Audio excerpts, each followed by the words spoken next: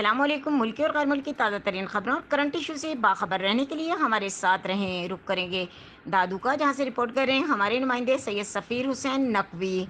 गांव गोलीदारों का रिहायशी हाजी खान लगारी नेशनल प्रेस क्लब पहुंच गया। मुलजिमान की गिरफ्तारी के लिए एहतजाजी मुजाहरा किया। इस मौके पर हाजी खान लगारी सहाफ़ियों के सामने एहतजाज किया।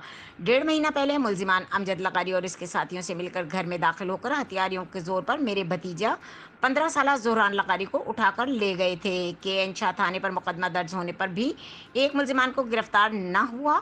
हमारा आला हुक्काम से दरख्वास्त है कि हमारे साथ इंसाफ फराहम किया जाए। मज़ीद खबरों और अपडेट के लिए देखते रहें के न्यूज़ चैनल इंटरनेशनल।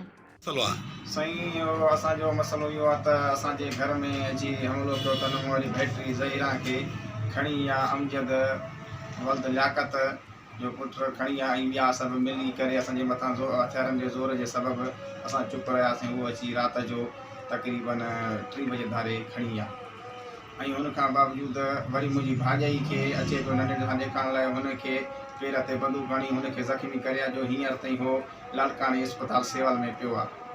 असां एस पी खे DIG खे अपील था कयूं त असांजो भरपूर अपील कयो वञे ऐं असां खैरपुर नातन शाह में FIR करायोसीं, को बि पुलिस एक्शन नथो खणे।